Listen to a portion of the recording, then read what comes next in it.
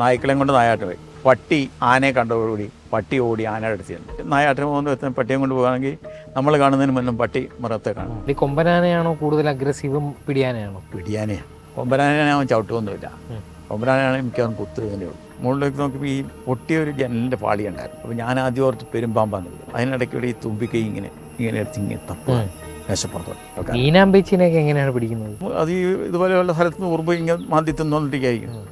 ഇത് ആൾക്കാരെ കണ്ടു കഴിഞ്ഞാൽ ഓടുകയല്ലോ, ഉരുളുകയുള്ളൂ. സാർ, ഒരു ഫോറസ്റ്റിൽ ജോലി ചെയ്യുന്ന ഒരാളുടെ ഒരു അധികാര പരിധിയുണ്ട്. അപ്പോൾ ഇതിനകത്ത് പലപ്പോഴും കാടായിരിക്കും. ഈ കാടിനുള്ളിലേക്ക് കയറുമ്പോൾ ദിശ തെറ്റി വഴിതെറ്റി പോകാനുള്ള സാധ്യതകളൊക്കെ ഉണ്ട്. അപ്പോൾ അത്തരത്തിൽ എന്തെങ്കിലും അനുഭവങ്ങൾ സാറിന് ഉണ്ടായിട്ടുണ്ടോ? ഞങ്ങൾ സാധാരണ റൈഡ് പോകുമ്പം വഴി തെറ്റാറുണ്ട്, കാട്ടിൽ പോകുമ്പോൾ വഴി തെറ്റാറുണ്ട്. അത് സ്വാഭാവികമാണ്. അത് നമ്മൾ കൂട്ടത്തിൽ എന്തെങ്കിലും കൂട്ടത്തിൽ പോകുമ്പോൾ നമ്മളൊരു ആയുധം കൈവെക്കും, മടാള അങ്ങനെയുള്ള ആയുധം കൈവെക്കും. നമ്മളിപ്പോൾ ഒരു വഴി ഡൈവേർട്ട് ചെയ്ത് പോവുകയാണെങ്കിൽ ആ ഡൈവേർട്ട് ചെയ്ത് മരത്തിൽ ഒരു ചെറിയൊരു അടയാളം കുത്തും. അടയാളം കുത്തിയിട്ട് സാറിന് പോകും എന്തെങ്കിലും സംശയം ഉണ്ടെങ്കിൽ.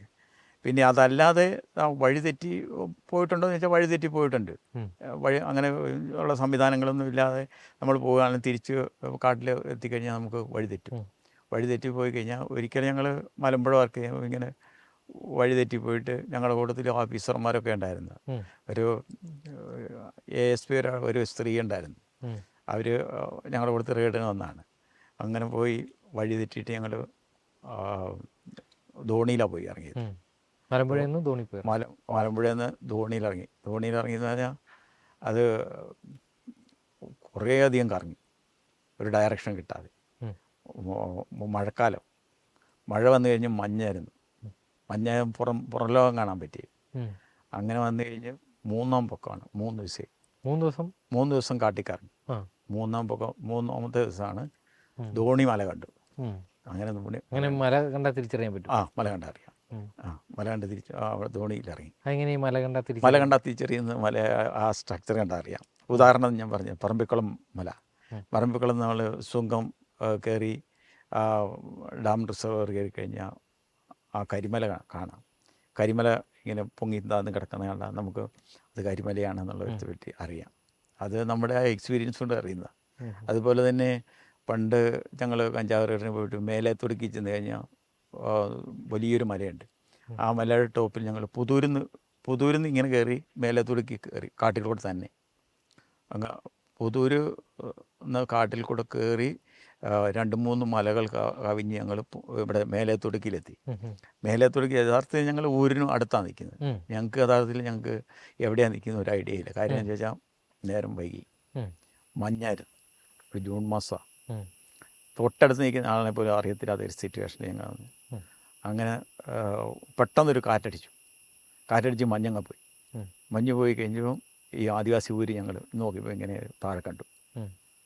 ആദിവാസി ഊരിൻ്റെ താഴെ കണ്ടു കഴിഞ്ഞപ്പോൾ ഞങ്ങൾ പിന്നെ നേരെ ആ ഊരിന് ലക്ഷ്യമാക്കിയിട്ട് കാട്ടിൽ നിന്ന് ഇറങ്ങി. അങ്ങനെ ചില നാച്ചുറലായിട്ട് കിട്ടുന്ന ചില ഹിൻഡുകളൊക്കെ ഉണ്ട്. ഞങ്ങൾ റെയ്ഡ് രാത്രി നൈറ്റ് പെട്രോളിങ് പറഞ്ഞ പോലെ വേലിക്കാട് വെച്ചിട്ട് നായാട്ടുകാരെ പിടിച്ചു. നായാട്ടുകാരെ പിടിച്ച് അവർ ഇറച്ചിയും കൊണ്ട് വന്ന ഒരു അണുങ്ങെന്ന് കേട്ടിട്ടുണ്ടോ? എന്താണത്? ഈനാമ്പേച്ചി.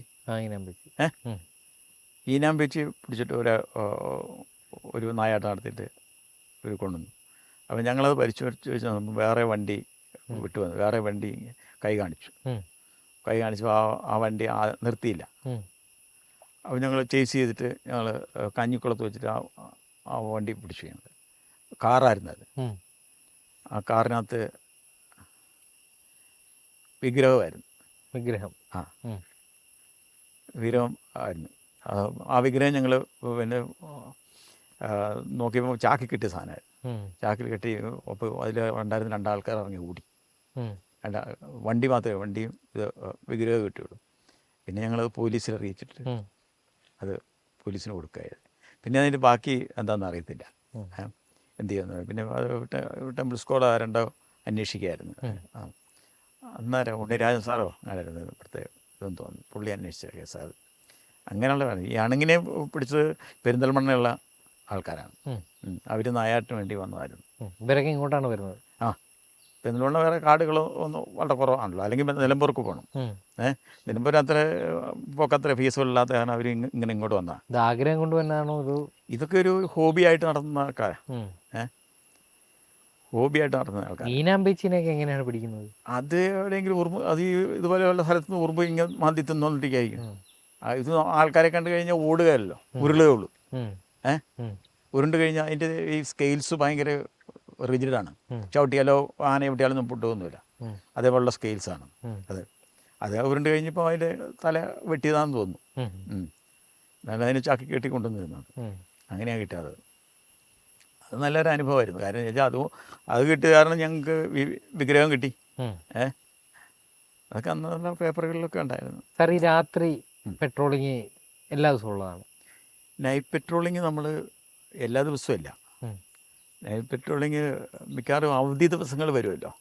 അവധി ദിവസങ്ങൾ വരുന്നതിന് മുന്നോടിയായിട്ട് നൈറ്റ് പെട്രോളിങ് ഉണ്ടാകും. അതെന്താണെന്ന് ചോദിച്ചാൽ മിക്കവാറും അവധി ദിവസങ്ങളോട് അടുപ്പിച്ചാണ് ഈ നായാട്ടും കാര്യങ്ങളൊക്കെ വരുന്നത്. അല്ലാതെ ഒരു ഇൻട്രസ്റ്റിന് വേണ്ടി നായാട്ട് ചെയ്യുന്ന ഒരു വിങ് ഉണ്ടാവും. അതായത് നായാട്ട് ഹരമായിട്ട് വരുന്ന ആൾക്കാരുണ്ടല്ലോ, അവരെ അവർ ചിലപ്പം ഉദ്യോഗസ്ഥന്മാർ കാണും, വേറെയുള്ള ഡിപ്പാർട്ട്മെൻറ്റിലെ ആൾക്കാരൊക്കെ കാണും. അങ്ങനെയുള്ള ആൾക്കാർ. രാത്രി കാടിൻ്റെ രീതികൾ എങ്ങനെയാണ്? രാത്രിയിൽ നമ്മൾ ഒരാളെ റെഡി പിടിക്കാൻ രാത്രി പോകാൻ ബുദ്ധിമുട്ടായി. അതുപോലെ എൻട്രൻസിൽ പോയി നമ്മൾ കാത്തിരിക്കാൻ മാത്രമേ ഉള്ളൂ. അതായത് കാട്ടിലിറങ്ങി ഓടിച്ചിട്ട് ഒരാളെ പിടിക്കാൻ നടക്കില്ല, അത് ഇമ്പോസിബിളാണ്. എൻട്രൻസിൽ പോയിരിക്കും. എൻട്രൻസിൽ പോയിരിക്കും. അങ്ങനെ പിടിക്കാനൊക്കെ തന്നെ. കാടിന് എൻട്രൻസ് ഉണ്ടോ? കാടിന് എൻട്രൻസ് ഉണ്ട്, വഴിയുണ്ടാവും. അല്ലാതെ കാട്ടിൽ കയറാൻ പറ്റില്ല. അല്ല, കാട്ടിൽ കയറാൻ പറ്റില്ല. ഒരു അടഞ്ഞൊരു കാട്ടിൽ കയറാൻ പറ്റില്ല. അതിൽ ഒരു വഴിയുണ്ടാവും, ആ വഴി കൂടെ പോകുള്ളൂ. അത് തിരിച്ചു വരുന്നതും അതുപോലുള്ള ഒരു വഴി, ചവിട്ട് വഴി കാണും. അങ്ങനെയുള്ള വഴികൾ മിക്കവാറും നമുക്കറിയാം. അതായത് ഒരു കാട്ടിൽ കയറിയാൽ ഏതിലെ കാട്ടിൽ നിന്ന് ഇറങ്ങും എന്നുള്ള വരുത്തി പറ്റി നമുക്കറിയാം. പിന്നെ വെടിവെച്ച് കേൾക്കും, ആണെങ്കിൽ വെടിവെച്ച് കേൾക്കും. അതല്ലെങ്കിൽ നമ്മൾ കാട്ടിലൊരാൾ കയറിയിട്ടുണ്ടെങ്കിൽ മിക്കവാറും നമുക്ക് പുറത്ത് ഇരുന്ന് അറിയാം. എങ്ങനെ? വെളിച്ചം കാണും, ടോർച്ചടിക്കും. ടോർച്ചടിക്കാതെ കാട്ടിൽ നിന്നൊരു വ്യക്തിക്ക് ഇറങ്ങാൻ പറ്റില്ല. വെളിച്ചമില്ലാതെ ഒരുത്തർക്കും ഇറങ്ങാൻ പറ്റില്ല. അല്ല നിലാവുള്ള ദിവസം നായാട്ടില്ല. നിലാവുള്ള ദിവസം നായാട്ടില്ല. എന്താണ്? മൃഗങ്ങളെ നിൽക്കില്ല. അങ്ങനെയുണ്ട്. വെളിച്ചോളപ്പം നിൽക്കില്ല. വെളിച്ചോളപ്പം നിൽക്കില്ല മൃഗങ്ങൾ. പിന്നെന്തെടുക്കും? വെളിച്ചമുള്ള ദിവസം നായാട്ടുണ്ടാവില്ല. അല്ല, മൃഗങ്ങൾ വേറെ മൃഗങ്ങൾ ഉണ്ടാവും. പക്ഷെ ടോർച്ചടിച്ചാൽ നിൽക്കണേ. ഇവൻ്റെ ഹെഡ്ലൈറ്റിൽ നിൽക്കുക മൃഗങ്ങൾ നേരെ കാണും. ഈ നല്ല ഇരുട്ടുള്ള സമയത്ത് നായാട്ടുള്ളൂ. അല്ലാതെ ഒരു വെളുത്ത വാവ് ദിവസം നായാട്ടിന് പോയാൽ ഒന്നും കിട്ടില്ല. ഉദ്ദേശിക്കുന്നത് അത് നായാട്ടുകാർക്ക് എല്ലാവർക്കും അറിയാം. നല്ല ഇരുട്ടുള്ള ദിവസം ടോർച്ചടിക്കുമ്പോൾ മൃഗങ്ങൾ നേരെ നിൽക്കും, ടോർച്ച് നോക്കി നിൽക്കും. അങ്ങനെയായി നായാട്ട് മുഴുവൻ പോകുന്നു. ഈ നായാട്ടുകാരെ ആനയോ അല്ലെങ്കിൽ ഇങ്ങനെ വന്യമൃഗങ്ങൾ ആക്രമിച്ച സംഭവങ്ങൾ എന്തെങ്കിലും ഉണ്ടായിരുന്നു? എവിടെയാണത്? ധോണിയിൽ നായാട്ടുകാർ ഒരു നായ്ക്കളെയും കൊണ്ട് നായാട്ട് പോയി. നായ്ക്കളുമായിട്ട്? നായ്ക്കളും ഉണ്ടായിരുന്നു. അവൻ വളർത്തുന്ന നായ. അവൻ വളർത്തുന്ന നായയെ കൊണ്ട് തോക്കും പിടിച്ച് നായാട്ട് പോയി. നായാട്ട് പോയി കഴിഞ്ഞ് വഴിക്ക് ഈ പട്ടി ആനയെ കണ്ടതോടുകൂടി പട്ടി ഓടി ആനയുടെ അടുത്ത് ചെന്നു. ആന തിരിഞ്ഞ് പട്ടിയെ ഓടിച്ചു. പട്ടി നേരെ ഓടിയത് ഈ നായാട്ടുകാരൻ്റെ അടുത്തേക്ക്, എന്നിട്ട് തോക്കും കൊണ്ടാണ്. അതിൽ ആന തിരിച്ച് നായാട്ടുകാരൻ്റെ കൂട്ട് തുറന്നു, നായാട്ടുകാരനെ അടിച്ചു, തുമ്പിക്കൈ അടിച്ചു. തുമ്പിക്കൈ അടിച്ചിട്ട് അവൻ തെറിച്ച് വന്ന് വീണത് ഒരു കൾവെട്ടിലാണ്. ആന പിന്നെ ഇവനെ കുത്താൻ വേണ്ടി ഓടി വന്നപ്പം ഇവൻ അവൻ്റെ ആ നല്ല നേരം കൊണ്ട് ഉരുണ്ടുപടിച്ച് ഈ കൾവെട്ടിൻ്റെ ഉള്ളിൽ ചാടി.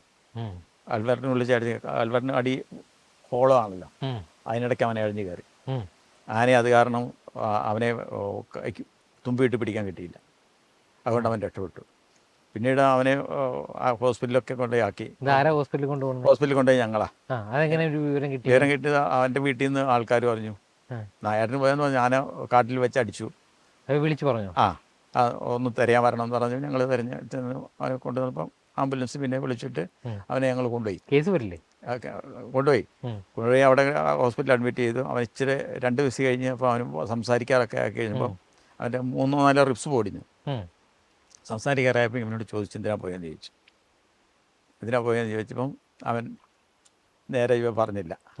അപ്പോൾ അവനോട് വീണ്ടും വീണ്ടും ചോദിച്ചപ്പോൾ അവൻ പറഞ്ഞു ഞങ്ങൾ എന്നെ നായാട്ട് പോയതാണെന്ന്. അപ്പോൾ എങ്ങനെയാണ് ആനയെ അടിക്കാൻ കാര്യമെന്ന്, ആനയ്ക്കിട്ട് വെടി വെച്ചോന്ന് ചോദിച്ചു. ഇല്ല ഞാൻ വെടി വെച്ചില്ല, ഞങ്ങൾ നായിനെ കൊണ്ട് പോയതായിരുന്നു, പട്ടിയെ കൊണ്ട് പോയതായിരുന്നു. പട്ടിയെ കൊണ്ട് പോയപ്പോൾ പട്ടിയെ കണ്ടപ്പം ആന ഓടിച്ചു, പട്ടിയെ ഓടിച്ചു. പട്ടി എൻ്റെ അടുത്ത് വന്നു, അങ്ങനെ ആനയെ എൻ്റെ അടുത്ത് വന്ന് അടിക്കുക ചെയ്തു. പട്ടിനെ കൊണ്ട് പോകുന്നതിന്റെ ഉദ്ദേശം എന്താ? പട്ടിയെ കൊണ്ട് വന്ന് ചെറിയ മൃഗങ്ങളെ കണ്ടുപിടിക്കാൻ വേണ്ടിയില്ല. പട്ടി പിടിക്കും. പട്ടി പെട്ടെന്ന് കാണുമല്ലോ. ഇപ്പോൾ ഒരു നായാട്ടിന് പോകുന്ന വ്യക്തി പട്ടിയെ കൊണ്ട് പോകുകയാണെങ്കിൽ നമ്മൾ കാണുന്നതിന് മുന്നേ പട്ടി മൃഗത്തെ കാണും. പരിശീലനം കൊടുത്തിട്ടുണ്ട്. പരിശീലനം കൊടുത്ത നായ്ക്കളായിരിക്കാം ചിലപ്പം. പക്ഷേ എന്നാലും പട്ടി പെട്ടെന്ന് മൃഗങ്ങളെ കാണും. ആദ്യം കാണുന്ന പട്ടി അതിന് സ്മെല്ല് പിടിക്കാനുള്ള കഴിവുണ്ടല്ലോ. വേറെയുള്ള മൃഗങ്ങളൊക്കെ നിൽക്കുകയാണെങ്കിൽ പെട്ടെന്ന് കണ്ടുപിടിക്കും. ഈ ആനയെ ഇവൻ കണ്ടതുകൊണ്ട് ആനയ്ക്ക് പട്ടിയെ പേടിയാണ്. ഈ പട്ടി കടിക്കുമോ എന്നുള്ളത് കാരണം പട്ടി ആനയെ അടിച്ചതാണ്. ആന തുമ്പിക്ക് പട്ടിനെ പേടിയാണ്. പേടിയാണ്. ആ പട്ടി ആനയുടെ പറയുന്ന ആന തൊഴിക്കുന്നതൊക്കെ കണ്ടിട്ടുണ്ട്. നാട്ടാനയാണെന്ന് തൊഴിക്കും. അതാണ് കടിക്കുമെന്നൊരു പേടിയുണ്ട് പട്ടിക്ക്. അതുകൊണ്ട് അവനങ്ങനെ സംഭവിച്ചു പോയതാണ്. അത് വലിയൊരു സംഭവമായിരുന്നു. അവൻ കഷ്ടിച്ചങ്ങനെ രക്ഷപ്പെട്ടതാണ്. ഈ കൾവെട്ടെന്ന് ഉരുണ്ട് താഴെ ചാടിയതുകൊണ്ട് അവൻ രക്ഷപ്പെട്ടതാണ്. ഇവനെ കണ്ടത് അവരുടെ വീട്ടുകാർ പറഞ്ഞിട്ട് ആണ്. വീട്ടുകാർ പറഞ്ഞു ഇന്ന സ്ഥലത്താണ് ആന ഓടിച്ചത് എന്ന് പറഞ്ഞിരുന്നു. അപ്പോൾ നോക്കിയപ്പോൾ ഇവൻ ഒരു ഞരക്കം പോലെ കേട്ടു. ഇവിടെ ആന ചവിട്ടിയപ്പാടും ആന ബഹളം വെച്ച സ്ഥലങ്ങളും കണ്ടുപിടിച്ചേ ആദ്യം. അത് കഴിഞ്ഞ് ഇവൻ ഒരു ഞരക്കം പോലെ കേട്ടപ്പം ഇവനിങ്ങനെ ഈ കൾവെട്ടിൻ്റെ സൈഡിൽ ഇങ്ങനെ തിട്ടോടുകൂടി കിടപ്പുണ്ട്. അത് കാരണം ആന ഇവനെ പിടിക്കാൻ വേണ്ടിയിട്ട് ഈ ചവിട്ടിയതും പിടിച്ചതും ഒക്കെ. പക്ഷേ ഇവനെ ഈ ഗ്യാപ്പിൽ കിടക്കുന്ന കാരണം ആനയ്ക്ക് ഇതാകില്ല. പിന്നെ ആന എടുത്തു വെച്ച ഒരാളെ കുത്തുകയൊന്നുമില്ല. ഇപ്പോൾ ഒരു ചാലിലൊരാൾ കിടക്കുകയാണെങ്കിൽ ആനയ്ക്ക് വേണമെങ്കിൽ തുമ്പിക്ക കൊണ്ട് എടുത്തു വെച്ചിട്ട് ഇങ്ങോട്ട് അവനെ ചവിട്ടുകയോ കുത്തുകയോ. പക്ഷേ കൊമ്പനാനാണെങ്കിൽ അവൻ ചവിട്ടുകയൊന്നുമില്ല. കൊമ്പനാനാണെങ്കിൽ മിക്കവാറും കുത്തുക തന്നെയുള്ളൂ. കുത്തും കൊമ്പനാനാണെങ്കിൽ കുത്തുകയുള്ളൂ. അല്ലാതെ ഇങ്ങനെ ഒരാളെ എടുത്തു വെച്ചിട്ട് ഒരു ചവിട്ട് കൊടുത്താൽ ചവിട്ട് കൊടുത്താൽ തീരും. അത് ആ സ്വഭാവം അവനില്ല. അവൻ കുത്തുകയുള്ളൂ. അവൻ കുത്തുവന്ന് അവൻ്റെ മസ്തകം തട്ടുന്ന കാരണം തിട്ടിൽ തട്ട് കാരണം കുത്തേക്കില്ല. എന്നാൽ പിന്നെ അവന് കൊമ്പോട് കുത്താന്ന് പറഞ്ഞാൽ അവനെ ഒരു പ്രയം ഉണ്ടെങ്കിൽ അവനെ ഇങ്ങനെ എടുത്ത് റോഡിലോട്ട് വെച്ചിട്ട് കുത്താന്ന് വെക്കില്ല. അങ്ങനെ അവൻ ചെയ്യില്ല. അതതിൻ്റെ ഒരു പ്രത്യേകതയാണ്. ഈ കൊമ്പനാനയാണോ കൂടുതൽ അഗ്രസീവും പിടിയാനയാണോ? പിടിയാനയാണ്. പിടിയാനയാണ് കുത്തുന്നത്, ചവിട്ടുന്നു, അടിക്കുന്നത്. ഒരു ആനക്കൂട്ടത്തിൽ പിടിയാനയായിരിക്കുമല്ലോ ലീഡ് ചെയ്ത് പോകുന്നു. ഒരു ആനക്കൂട്ടത്തെ ലീഡ് ചെയ്യുന്നത്. പിന്നെ കൊമ്പനാന മിക്കവാറും അതിൻ്റെ പിന്നെ അവരുടെ പിന്നാലെ ഇങ്ങനെ നടക്കും. പക്ഷേ പിടിയാനയ്ക്കാണ് അവിടെ ഒരു സുപ്രീമസി ആനക്കൂട്ടത്തിൽ. നല്ല ആനയായിരിക്കുകയും ചെയ്യും. നല്ല മസ്തമൊക്കെ നല്ല വിടർന്നിട്ടുള്ള ആന നല്ല ലീഡ് ചെയ്യുന്നത്. ഞാൻ കണ്ടിട്ടുള്ളതെല്ലാം അങ്ങനെ തന്നെയാണ്. അതുപോലെ ഈ മലമ്പുഴ അടക്കമുള്ള ഡാമുകളൊക്കെ ഉണ്ട്. അപ്പോൾ ഇതിനകത്ത് മുതലകൾ ഉണ്ട്. മുതൽ പറമ്പിക്കുളത്ത് മാത്രമേ ഉള്ളൂ. പറമ്പിക്കുളത്തുണ്ട്. എവിടെയാണ് ഇതുള്ളത്? പറമ്പിക്കുളം ഡാമിലുണ്ട്. പറമ്പിക്കുളത്ത് ഞാൻ കണ്ടിട്ടില്ല. അല്ലാതെ വേറെ മലമ്പുഴയില്ല. മലമ്പുഴ മുതലില്ല. മലമ്പുഴയില്ല, ചിരുവാണിയില്ല. അവിടെയൊന്നും മുതൽ ഞാൻ കണ്ടിട്ടില്ല. ചീങ്കണ്ണി മുതലിൻ്റെ ഉണ്ടല്ലേ? രണ്ടിനുണ്ട. ചീങ്കണ്ണി ഇവിടെ ഇല്ല. പറമ്പിക്കുളത്തുണ്ട്. പറമ്പിക്കുളത്ത് ഇതെന്താ ഇത് കഴിക്കണേ? അത് ഈ മിക്കവാറും ഈ ചീഞ്ഞ സാധനങ്ങളാണ്. വെള്ളത്തിൽ കിടക്കുന്ന ഈ ചീഞ്ഞതും പിന്നെ മത്സ്യങ്ങളൊക്കെ ചീഞ്ഞ് കിടക്കുന്ന സാധനങ്ങൾ തന്നെ. മുട്ടയിടാൻ മാത്രം അത് കരയ്ക്ക് വരുന്നത് മാത്രമേ ഉള്ളൂ. മുട്ടയിടാൻ കരയ്ക്ക് വരും. കണ്ടമാനം മുട്ടയിടും. മണ്ണ് മാന്തിയിട്ട് മുട്ടയിടും. മുട്ട വിരിഞ്ഞ് വരുമ്പോഴത്തേക്കും പരുന്തുണ്ടാവും. പരുന്ത് കുത്തിക്കൊണ്ട് പോകും. ഇത് പറമ്പിക്കുളത്തുള്ള സ്ഥിരം കാഴ്ച. മനുഷ്യരെ ആക്രമിക്കില്ല. അങ്ങനെ കണ്ടിട്ടില്ല കേട്ടോ. ഇവിടെ ഇല്ല. നെയ്യാർ ഡാമിലൊക്കെ മനുഷ്യാക്രമിച്ച ഇതുണ്ട്. ഇവിടെ അങ്ങനത്തെ ഇതൊന്നുമില്ല. നെയ്യാർ ഡാമിലൊരു പണ്ടൊരു പേപ്പറിൽ കണ്ട അറിവേ ഉള്ളൂ. ഒരു സ്ത്രീയെ പിടിച്ചിട്ട് എൻ്റെ കൂട്ടത്തിൽ വർക്ക് ചെയ്യുന്ന റേഞ്ച് ഓഫീസറായിരുന്നു അന്ന് അവിടെ. അപ്പോൾ അയാൾ പറഞ്ഞു ആൾക്കാർ ഭയങ്കര ബുദ്ധിമുട്ടുണ്ടാക്കി, വെടിവെക്കാനുള്ള ഓർഡർ തരണം എന്നൊക്കെ പറഞ്ഞു. വെടിവെക്കാനുള്ള ഓർഡർ കൊടുക്കാൻ റേഞ്ച് ഓഫീസർക്ക് അധികാരമില്ല. അതാർക്കാ അതിനുള്ള അധികാരമുള്ളത്? ചീഫ് വൈൽഡ് ലൈഫ് വാർഡന്. ഇങ്ങനെ ഈ നാട്ടിലിറങ്ങി പ്രശ്നങ്ങൾ സൃഷ്ടിക്കുന്ന കാട്ടാനകളില്ലേ, അത് ഏത് മേഖലയിലാണുള്ളത്? ഈ സൈഡുകളിലൊക്കെ ഉണ്ട്. നിലമ്പൂർ സൈഡിലും വയനാട് സൈഡിലും ഒക്കെ ഉണ്ടല്ലോ. പിന്നെ ഈ ചില്ലിക്കൊമ്പൻ, നെല്ലിയാമ്പതി, അതെന്താണെന്ന് ചോദിച്ചാലേ ഓരോന്നിനും ഓരോ പ്രത്യേക സ്വഭാവമാണ്. അതായത് ഇപ്പോൾ നല്ല ഫേവറേറ്റ് ആയിട്ടുള്ള ഫുഡ് കിട്ടുന്ന ഒരിടമുണ്ട്. ഇതിപ്പോൾ ഉദാഹരണത്തിന് ഇവിടെ ഒരു പ്ലാവുണ്ട്, ചക്കയുണ്ട്. ഈ വർഷം അവൻ ആ ചക്ക പറിച്ചു നിന്നു. അടുത്ത വർഷം ആ സീസൺ ആകുമ്പോൾ അവൻ വരും. അത് ഉറപ്പാണ്. ആ സീസണിൽ ഇവിടെ നിന്ന് ഇപ്പോൾ ഒരു പ്ലാവിൽ നിന്ന് ചക്ക പറിച്ചു തിന്നു പോയാൽ അടുത്ത വർഷം അവൻ വരും. രണ്ടാമത് വെള്ള ഏറിയ ഈ ചോലയിൽ കൂടെ വെള്ളം ഒഴുകുന്നുണ്ടെങ്കിൽ അവൻ ഒരു 200 മീറ്റർ അകലിൽ നിന്ന് മനസ്സിലാക്കും ഈ ചോലയിൽ വെള്ളമുണ്ടെന്ന്. ഇവിടെ ഒരു ഈറമ്പനയുണ്ട്, ചൂണ്ടപ്പനയുണ്ട്. അവന് എല്ലാ മരങ്ങളുടെ ഇടയ്ക്ക് നിന്ന് ആ ചൂണ്ടപ്പന നിൽക്കുന്നവനെ കണ്ടുപിടിക്കും. ആ ചൂണ്ടപ്പന മാത്രം മറിച്ചിട്ട് തിന്നും.